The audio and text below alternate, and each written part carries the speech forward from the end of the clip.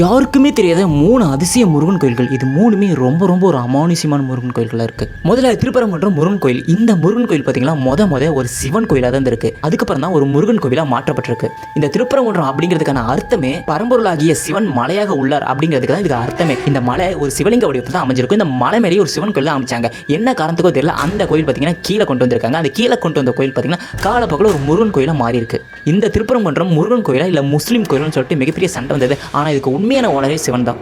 ரெண்டாவது செம்மலை முருகன். இதுதான் ரொம்ப ரொம்ப அமானுஷ்யமான முருகன். இந்த மலைவாழ் மக்களோட குழந்தைங்களாம் சேர்ந்து விளையாண்டுருக்காங்க. அப்போ ஒரு சின்ன பையன் அவங்க கூட சேர்ந்து விளையாட ஆரம்பிக்கிறான். யாருன்னு தெரியல. விளையாண்டுட்டு இருக்கும்போது அந்த பையன் ஓடி போய் ஒரு குகைக்குள்ள ஒளிஞ்சிக்கிறான். ரொம்ப நேரமா அந்த பையனை தேடி பார்க்குறாங்க, எங்கேயுமே கண்டே பிடிக்க முடியல. அப்போ ஒரு வழியாக கண்டுபிடிச்சாங்க. கண்டுபிடிச்சு அந்த பையன் இடத்துக்கு போய் பார்த்தா அந்த இடத்துல ஒரு 3 அடியில் ஒரு சிலை மட்டும்தான் இருக்குது. அது ஒரு முருகன் சிலையாக இருக்குது. அப்படிப்பட்ட சிலையை பார்த்து அந்த பசங்களாம் ஷாக் ஆகி அந்த ஊர் மக்கள்கிட்ட போய் சொல்லியிருக்காங்க. அதுக்கப்புறமா அந்த சிலையை வெளியே எடுத்து வச்சு கோயிலை கட்டியிருக்காங்க. 3வது தோரணமலை. உலகத்திலேயே முத மண்டையில் அறுவை சிகிச்சை நடந்த ஒரு இடம் இந்த தோரணமலை முருகன் கோயில் தான். இந்த இடத்துல தான் மிகப்பெரிய ஒரு மெடிக்கல் ஹாஸ்பிட்டலே அந்த இடத்துல கிட்டத்தட்ட 3000 வருஷங்களுக்கு முன்னாடி இருந்திருக்கு.